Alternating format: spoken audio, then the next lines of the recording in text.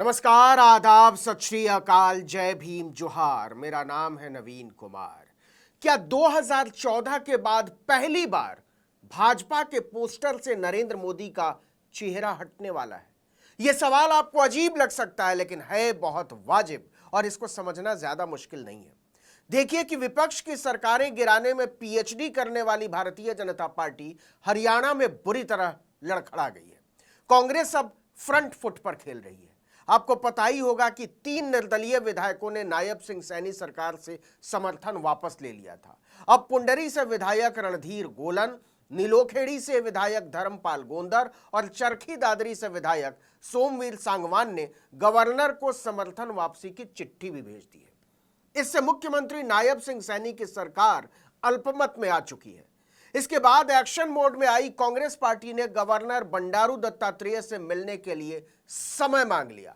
हरियाणा के पूर्व मुख्यमंत्री भूपेंद्र सिंह हुड्डा ने राज्यपाल से 10 मई को मिलने का टाइम मांगा है। उन्होंने कहा कि हमारे विधायकों का डेलीगेशन राज्यपाल से मिलने जाएगा। दुष्यंत चौटाला भी अपने विधायक लेकर पहुंच जाए। आपको बता दें कि भाजपा की सरकार को समर्थन दे रही जननायक जनता पार्टी ने भी समर्थन वापस लेने के बाद राज्यपाल को चिट्ठी लिखती है कि वह सैनी सरकार से सदन में बहुमत साबित करने को कहें। हुड्डा ने कहा कि सैनी की अगुवाई वाली हरियाणा सरकार अल्पमत में आ चुकी है और नैतिकता के आधार पर मुख्यमंत्री नायब सिंह सैनी को इस्तीफा दे देना चाहिए और राज्यपाल को राष्ट्रपति शासन लागू करके चुनाव कराने चाहिए। इसके साथ ही लोकसभा चुनाव में खिसकी जमीन को बचाने में लगे मोदी शाह पर दबाव बढ़ गया है। विपक्ष लगातार हमले तेज करता जा रहा है कि मोदी हरियाणा में एक असंवैधानिक और एक अनैतिक सरकार चला रहे हैं। जननायक जनता पार्टी के राष्ट्रीय उपाध्यक्ष और पूर्व डिप्टी सीएम दुष्यंत चौटाला ने गवर्नर को चिट्ठी लिखी है कि अगर बहुमत नहीं है तो तुरंत राष्ट्रपति शासन लगाया जाए। उन्होंने भाजपा पर हॉर्स ट्रेडिंग के भी आरोप लगाए, विधायकों की खरीद फरोख्त। आपको बता दें कि भाजपा जजपा की गठबंधन सरकार में दुष्यंत चौटाला 4.5 साल डिप्टी सीएम रहे। इतना ही नहीं, इंडियन नेशनल लोक दल ने भी गवर्नर को चिट्ठी लिखकर राष्ट्रपति शासन लगाने की मांग कर डाली है। पार्टी ने कहा कि सरकार विधानसभा का सत्र बुलाने का अधिकार भी खो चुकी है।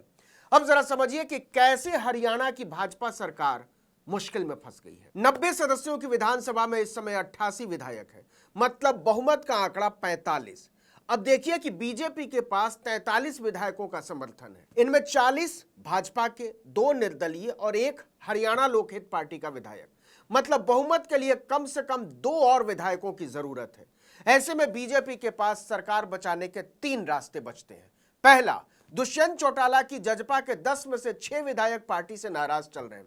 इनमें से 2 ने लोकसभा चुनाव में भाजपा के समर्थन की घोषणा भी कर दी थी, लेकिन 2 विधायक कांग्रेस की तरफ है। ऐसे में भाजपा 4 विधायकों पर डोरे डाल सकती है, जो कि वो डाल भी रही है। पूर्व सीएम मनोहर लाल खट्टर ने तो साफ साफ कह दिया था कि दुष्यंत चौटाला के कई विधायक उनके संपर्क में हैं, जरा सावधान रहें। ऐसे में सरकार के पास 47 विधायकों का समर्थन हो जाएगा और सरकार बची रहेगी, चलती रहेगी आराम से।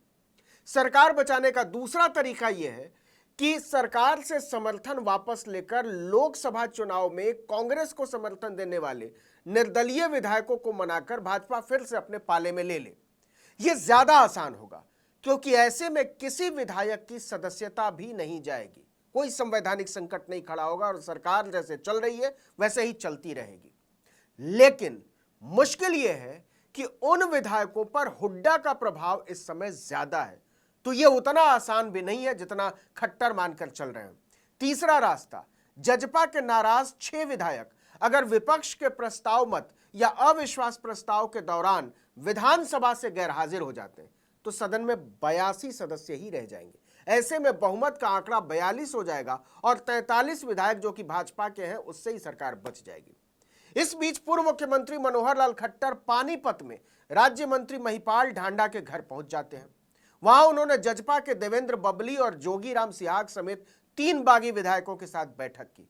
हालांकि बैठक में हुई चर्चा को लेकर किसी ने कुछ भी कहने से इनकार कर दिया। न विधायकों ने कुछ कहा, न खट्टर ने। लेकिन इससे यह तो पता चल गया कि खट्टर ऑपरेशन लोटस में लग चुके हैं। दूसरी तरफ फ्लोर टेस्ट की मांग पर सीएम नायब सिंह सैनी ने कहा कि हम सत्र भी बुलाएंगे और विश्वास मत भी हासिल करेंगे। 1 महीने पहले ही विश्वास मत हासिल किया है तो इन्हें ज्यादा जल्दी नहीं होनी चाहिए। लेकिन दुष्यंत चौटाला ने कहा कि सरकार अल्पमत में है और भाजपा को बहुमत साबित करना ही चाहिए। जजपा ने खुलकर कहा है कि अगर सरकार के खिलाफ अविश्वास प्रस्ताव आता है तो हम उसका समर्थन करेंगे और इसके लिए हमने बाकायदा गवर्नर को चिट्ठी भेजी है जिसमें मांग की है कि संविधान के अनुसार फ्लोर टेस्ट की पावर गवर्नर के पास है तो वो इसका इस्तेमाल करें, वो सरकार को सदन में बुलाकर फ्लोर टेस्ट के लिए आदेश दें।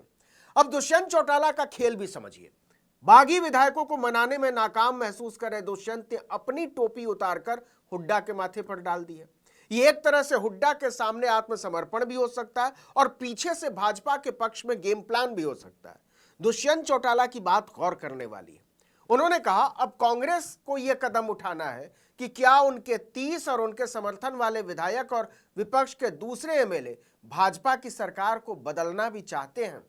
वो बदलाव के लिए कदम उठाए, विश्वास खो चुकी सरकार को बदलने के लिए गवर्नर को लिख कर भेजें। हमने तो गवर्नर को चिट्ठी भेज दी है। 88 विधायक हैं और 45 का समर्थन चाहिए। इससे पता चलेगा कि सरकार के साथ 44 में से कितने विधायक हैं। दुष्यंत ने कहा कि हम सोचते थे कि हॉर्स ट्रेडिंग बंद हो गई है, लेकिन भाजपा ने राज्य में इसे नए तरीके से चलाया है। जब तक संगठन के आदेश हों, व्हिप के आदेश हों, सभी विधायकों को उसका पालन करना पड़ेगा। पिछला अविश्वास प्रस्ताव मनोहर लाल खट्टर की सरकार के लिए आया था, तो अब नई सरकार मुख्यमंत्री नायब सिंह सैनी की अगुवाई में बनी है। उसी सरकार के 3 लोगों ने समर्थन वापस लिया है, तो अब गवर्नर को देखना है कि वह सरकार के बहुमत के लिए फ्लोर टेस्ट कराते हैं या नहीं। अगर सरकार के पास बहुमत नहीं है तो तुरंत राष्ट्रपति शासन लगाए। नियम यह कहता है कि अविश्वास प्रस्ताव के 6 महीने के भीतर फिर से अविश्वास प्रस्ताव लाना जरूरी नहीं है, यह राज्यपाल का विशेषाधिकार है। और जब तक दूसरे अविश्वास प्रस्ताव की बारी आएगी, 6 महीने की मियाद गुजरेगी, तब तक हरियाणा में विधानसभा के चुनाव आ जाएंगे। लेकिन जो गौर करने वाली बात है वो ये कि भाजपा दूसरों की सरकारें गिराने में महारत रखती है। उद्धव ठाकरे और शरद पवार जैसे दिग्गजों की पार्टियां देखते ही देखते तोड़ डालती है और उसे निर्दलीय विधायकों ने पानी पिला दिया है। इसे हरियाणा में बहती भाजपा के खिलाफ हवा के तौर पर देखा जा रहा है। लोकसभा चुनाव में 2019 में भाजपा 10 की 10 सीटें जीत गई थी, लेकिन इस बार उसे 7 सीटें जीतने के लिए भी बहुत जोर लगाना पड़ रहा है। इसीलिए विधानसभा चुनाव से पहले विधायक अपनी अपनी गोटी सही जगह सेट कर लेना चाहते हैं। यहीं से सवाल उठता है कि क्या हरियाणा में मोदी का चेहरा भाजपा के पोस्टर से गायब होने वाला है? अंदाजा लगाकर देखिए, जवाब मिल जाएगा। इस वीडियो में इतना ही, लेकिन अगर आपने आर्टिकल 19 इंडिया को अब तक सब्सक्राइब नहीं किया है तो फौरन कीजिए, बेल आइकॉन दबाइए, घंटी जैसी आकृति लाइक कीजिए और कमेंट करके बताइए हमारा वीडियो आपको कैसा लगा। यूट्यूब पर देख रहे हैं तो हमारे चैनल को सब्सक्राइब कीजिए। हमारा ट्विटर हैंडल है article19_India और मेरा ट्विटर हैंडल नवीन जर्नलिस्ट। नमस्कार।